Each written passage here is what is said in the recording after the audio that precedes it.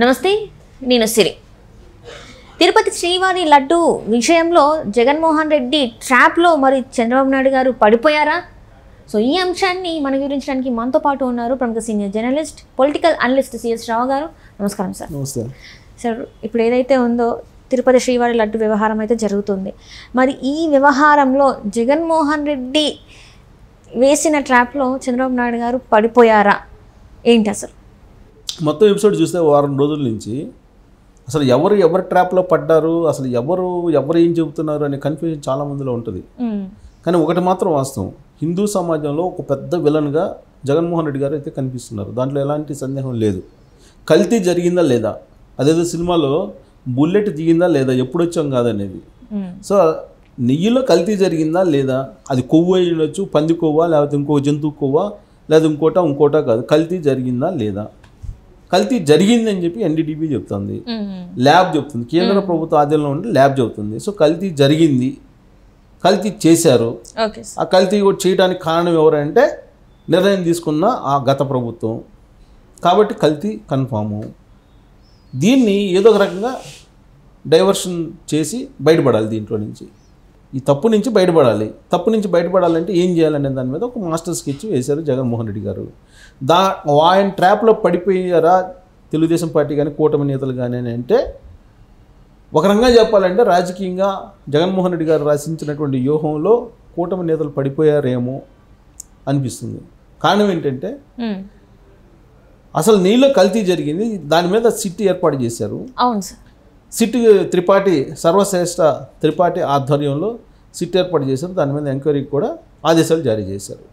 ఆదేశాలు జారీ చేసిన తర్వాత ఆ ఎంక్వైరీకి సంబంధించినటువంటి అంశాల మీద చర్చ జరగాలి. లేదంటే తిరుమల తిరుపతి దేవస్థానంలో జరుగుతున్నటువంటి అరాచకాలు ఏమైతే ఉన్నాయో వాటి మీద చర్చ జరగాలి. ఒక కల్తీ నెయ్యే కాదు కదా, అనేకం ఉన్నాయి. అక్కడ జరుగుతున్నటువంటి అకృత్యాలు బోలెడన్ని ఉన్నాయి. వాటిని ఒక్కోటి బయటకు పెట్టి హిందూ సమాజంలోకి వాటిని ఎఫెక్టివ్గా తీసుకెళ్ళగలగాలి ఎన్డీఏలో ఉండేటువంటి పార్టీ నాయకులు. కానీ జగన్మోహన్ రెడ్డి వాళ్ళు ఆ పని చేయకుండా తన ట్రాప్లోకి లాగేసుకున్నాడు వాళ్ళని. ఎలా లాగేసుకున్నాడు? అసలు కల్తీ లేదన్నాడు ఫస్ట్. ఆ తర్వాత ఏంది, కల్తీ ఉన్నా కానీ అది పంది కొవ్వు కాదు అన్నాడు, జంతువులు కొవ్వు కాదు అన్నాడు. సరే, ఆయన ఎన్ని చెప్పినా కానీ ఎన్డీటీవీ రిపోర్ట్ చెబుతుంది కాబట్టి బాబు కల్తీ జరిగిందని చెప్పేసి అందరూ చెప్తున్నారు. పైగా ఆయన ఇచ్చినటువంటి కంపెనీలకి హలాల్ సర్టిఫికేట్ ఉన్నటువంటి కంపెనీలు అవి. అందుకన్నా దారుణమైన విషయం ఇంకోటి ఏం లేదు కదా. కాబట్టి ఆయన విలన్గా హిందూ సమాజం చూస్తున్నటువంటి క్రమంలో ఆ చర్చను డైవర్ట్ చేయడానికి ఆయన ప్లాన్ చేశాడు.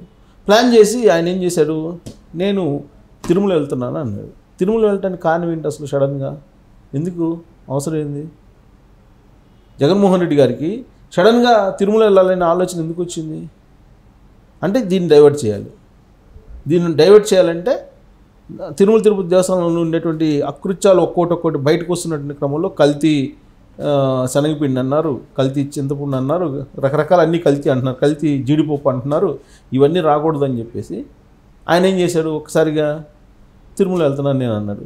దాంతో అందరూ డిక్లరేషన్ చుట్టూ పరిగెత్తారు. అంటే ఇక్కడ చూసినట్టు మాజీ స్పీకర్ కూడా కొన్ని వ్యాఖ్యలు చేశారు కదా, మీకు అది గుర్తుండే ఉంటుంది. మాజీ స్పీకర్ తమ్మినేని సీతారాం గారు అసలు అద్భుతమైనటువంటి మేధావి. ఆయన ఆవు తిన్న పదార్థాలనే ఆవే కల్తీ అన్నాడు. ఏకంగా ఆవు పాలు, ఆవు నెయ్యి కాదు, ఆవే కల్తీ. ఆవు తిన్నటువంటి పదార్థాలే కల్తీ పదార్థాలు, రకరకాల పదార్థాలు కల్తీ వచ్చాయని చెప్పి ఆయన చెప్పాడు. అసలు మామూలుగా కాదు, ఒక్కొక్కరు ఒక్కొక్క రకంగా చెప్పారు వైఎస్ఆర్ కాంగ్రెస్ పార్టీ వాళ్ళు. అంటే టాపిక్ని అసలు దాన్ని డైవర్ట్ చేయాలి. పడినటువంటి ఏదైతే ఉందో విలన్ ముద్ర హిందూ సమాజంలో జగన్మోహన్ రెడ్డి గారికి, దాన్ని ఏదో ఒక రకంగా డైవర్ట్ చేయాలి. డైవర్ట్ చేయాలంటే ఇదే నెయ్యి కల్తీ కాదు, అసలు ఆ నెయ్యి కారణమైనటువంటి ఆవే కల్తీ, తిన్న ఫుడ్ కల్తీ, కాబట్టి అక్కడే కల్తీ వచ్చింది. ఇలాంటివన్నీ ఇలాంటివన్నీ చెప్తే హిందూ సమాజం అంత అమాయకంగా ఉండదు కదా, అమాయకమైనట్టు సమాజం కాదు కదా. సో అందుకే జగన్మోహన్ రెడ్డి గారు ఏం చేశారంటే, నేను తిరుమల వెళ్తున్నాను అన్నారు. తిరుమల వెళ్తున్నాను అనగానే పొలోమని డిక్లరేషన్ వైపు వెళ్ళిపోయారు అందరూ చర్చ్కి. సో దాంతో అసలు వెనక్కి పడిపోయింది. అయితే నెట్జన్లు మాత్రం కరెక్ట్గా ఆలోచించారు. నెట్జన్లు కరెక్ట్గా ఆలోచించి వాళ్ళు సో ఓకే నువ్వు రా, డిక్లరేషన్ గురించి వాళ్ళు మాట్లాడరా, వాళ్ళు ఏం చేశారు, నువ్వు రా, నువ్వు డిక్లరేషన్ ఇస్తావా లేకపోతే ఇవ్వా అనేది తేలిపోతుంది. సో నువ్వు హిందువా క్రిస్టియన్వా అనేది కూడా తెలిపోద్ది. ఇప్పుడు జగన్మోహన్ రెడ్డి గారు రెడ్డి కాదు అని చెప్పి నేను చెప్పడం కాదు, మైసూర్ రెడ్డి గారు చెప్తున్నారు. తర్వాత బైరెడ్డి రాజశేఖర రెడ్డి. సో ఇలా చాలామంది చెప్తున్నారు. ఇప్పుడు నాకు తెలిసినంత వరకు డిఎల్ రవీంద్రారెడ్డి గారు కూడా చెప్పారు, అనేక మంది చెప్తున్నారు. ప్లస్ ఇంకోటి ఏంటంటే, సరే వాళ్ళు చెప్పినా చెప్పకపోయినా ఒక విశ్లేషణ చేసుకుంటే కనుక రెడ్డి సామాజిక వర్గం అంటే నెల్లూరు, కర్నూలు వీళ్ళందరికీ బంధుత్వాలు ఫస్ట్ నుంచి ఉన్నాయి. నెల్లూరు, కర్నూలు, ప్రకాశం, గుంటూరు వీళ్ళంతా కొంచెం మొదటి నుంచి కూడా ఒక ఎక్సెప్ట్ కడపకు సంబంధించినటువంటి వాళ్ళని దూరంగా పెడుతుంటారు. మరి ఎందుకు సంబంధాలు అవి ఉండే కాదు గతంలో. రాజశేఖర రెడ్డి గారు ముఖ్యమంత్రి అయిన తర్వాత మాత్రమే కడపకు సంబంధించిన రెడ్డిని మిగతా రెడ్లు కలుపుకోకపోవడం ఇవన్నీ జరుగుతున్నాయి. కానీ ఇంతకుముందు రాష్ట్రంలో ఉండేటువంటి వాళ్ళంతా ఒకటి, కడప రెడ్లు ప్రత్యేకించి పులివెందులకు సంబంధించినటువంటి వాళ్ళని అసలు దగ్గర కూడా రానిచ్చేవాళ్ళు కాదు చాలామంది, అందరు కాదు చాలామంది. ఇది సమాజంలో ఈ సామాజిక వర్గాల మీద స్టడీ చేసే వాళ్ళందరికీ కూడా చాలా వరకు అవగాహన ఉంది. దానికి కారణం వెనుకబడతాను ఆర్థికంగా, లేదంటే రెడ్లలో చాలా రకాలు ఉన్నాయి. వడ్లకు ఉన్నటువంటి రకాలు ఎన్ని ఉంటాయో రెడ్లలో కూడా అన్ని రకాలు ఉన్నాయని చెప్పి పెద్దలు చెప్తుంటారు. చాలా ఇప్పుడు దీనిలో రెడ్లు అనే సామాజిక వర్గంలో చాలా వర్ణాలు ఉన్నాయి, వర్గాలు అంటే రకరకాల వర్ణాలు ఉన్నాయి. అదే సార్, అక్కడ వాళ్ళ ఇంటి పేరు మీద కూడా రెడ్డి వాళ్ళది కాదు అని చెప్పి అసలు ఏ రెడ్డికి సామాజిక వర్గానికి సంబంధించినటువంటి వాళ్ళకి కూడా ఇంటి పేరు ఎదుగూరి సంధింటి అనేది లేదు అనేది వాళ్ళే చెప్తుంటారు. సో కాబట్టి అసలు ఈయన రెడ్డా లేకపోతే కాదా అనే దాని మీద కూడా చర్చ లేకుండా వాళ్ళు మాట్లాడుతున్నారు. అసలు ఈయన క్రిస్టియనా లేకపోతే హిందువా అనేది కూడా తేలాలి. ఇప్పుడు ఆయన ఏంటి సర్టిఫికేట్లో ఉంటుంది, నాకు తెలిసినంత వరకు హిందూ అని ఉంటుంది, అంతే ఉంటుంది, హిందూ అని ఉంటుంది. రెడ్డి కాబట్టి రెడ్డి సామాజిక వర్గం రెడ్డి పెట్టించుకొని ఉంటారు, హిందూ అని ఉంటుంది. క్రిస్టియన్ అయితే రాయించుకొని ఉండరు. తాత దగ్గర నుంచి కూడా తను క్రిస్టియన్ అని చెప్పేసి సర్టిఫికేట్లో ఉండదు అనుకుంటున్నాను నేను, చూడాలి దానికి. అంటే నేను కరెక్ట్గా నాకు సర్టిఫికేట్లు జనరల్గా ఏంటంటే ప్రతి వాళ్ళు పేరేమో రెడ్డి అని రాయించుకుంటారు, సర్టిఫికేట్లు హిందూ అని రాయించుకుంటాడు, బట్ నేను క్రిస్టియన్ అని చెప్తుంటారు వాళ్ళు. ఇదే అసలు చాలా మంది ఇప్పుడు మన క్రిస్టియన్ మతానికి మారినటువంటి వాళ్ళు కూడా వాళ్ళ సర్టిఫికేట్లు తీసుకుంటే కనుక హిందూ మాల అని ఉంటుంది, బట్ వాళ్ళు క్రిస్టియన్ అంటుంటారు. మాల హిందూ అని ఉంటుంది, మాదిగా హిందూ అని ఉంటుంది, బట్ క్రిస్టియన్ అని అనుకుంటారు. కొంతమంది మార్పించుకుంటారు, కొంతమంది మార్పించుకోరు. ఓకే, అది అక్కడ పెడితే ఇప్పుడు జగన్మోహన్ రెడ్డి గారు క్రిస్టియనా హిందువా అనేది చాలా కాలంగా చర్చ జరుగుతుంది. ఆయన ఇలాంటి చర్చ జరిగినప్పుడల్లా కూడా ఏదో ఒక స్వామీజీని పట్టుకొని గోదావరిలో మునటమో కృష్ణాలో మునటమో చేస్తున్నారు. హిందూ అయిపోతాడు, క్రిస్టియన్ కాస్త హిందూ అవుతాడు, హిందూ కాస్త క్రిస్టియన్ అయిపోతాడు. ఇప్పుడు ఏంటి, ఆయన స్వరూపానందను పట్టుకొని అప్పట్లో గోదావరిలో కృష్ణ పుష్కరాల్లో మునిగాడు. మునిగి ఆయన ఏం చేశాడు, మునకలేసాడు అంతే. సో మునకలేసి ఆయన హిందూ ధర్మాన్ని స్వీకరించాడని ఆయన చెప్తాడు, క్రిస్టియన్ కాదు హిందూ ధర్మాన్ని స్వీకరించాడని ఆయన. ఈయనేమో రాజశేఖర రెడ్డి గారు వర్ధంతి సందర్భంగా ఆడపోయి ప్రార్థనలు చేస్తాడు, ఎక్కడ చర్చిల్లోనూ, ఆ తర్వాత ఆయన అక్కడ ఉండేటువంటి సమాధి దగ్గర పౌరాలగుట్ట. సహజంగా ఏం చేస్తారు హిందువులు ఏం చేస్తారు, చనిపోయినటువంటి వాళ్ళకి సంబంధించి తజ్జనాలు పెడతారు, పిండాలు పెడతారు. అది కూడా కాదనుకుంటే అక్కడ సమాధి దగ్గరికి వెళ్ళి ఆయనకి ఇష్టమైన వంటకాలు చేసి పెడతారు. అది లేదు కదా, హిందూ సాంప్రదాయాన్ని అయితే పాటించట్లేదు కదా.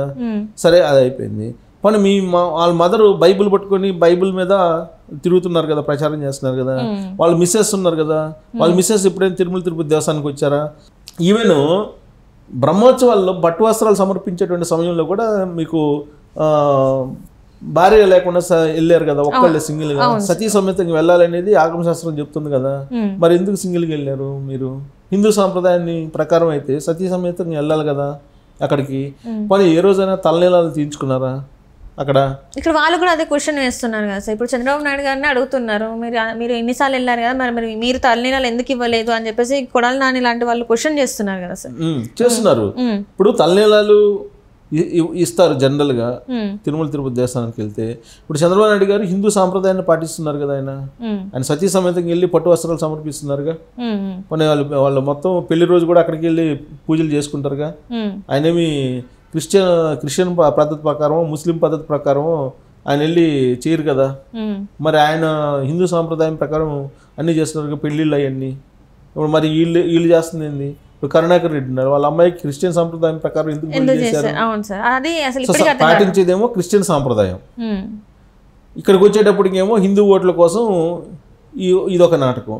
అసలు నిజంగా దేవుడి మీద భక్తి లేదంటే దేవుడి మీద భయం ఉంటే తిరుమల తిరుపతి దేవస్థానం సెట్ వేసుకొని ఇక్కడ వాళ్ళు పూజలు చేపిస్తారా? సంక్రాంతి టైంలో చేశారు. టెంపుల్ దగ్గరికి భక్తులు వెళ్తారా? భక్తుల దగ్గరికి టెంపుల్ వస్తుందా? సహజంగా టెంపుల్ ఎక్కడ ఉంటే భక్తులు అక్కడికి వెళ్తారు. అంటే దీని మీద ఇంతవరకు మన జగన్మోహన్ రెడ్డి గారు అయితే ఆన్సర్ చెప్పలేదు, ఎందుకు ఇట్లా చేశారు ఏంటనేది కూడా. అది కోట్ల రూపాయలతోనే అక్కడ సెటిల్ అయిపించారు.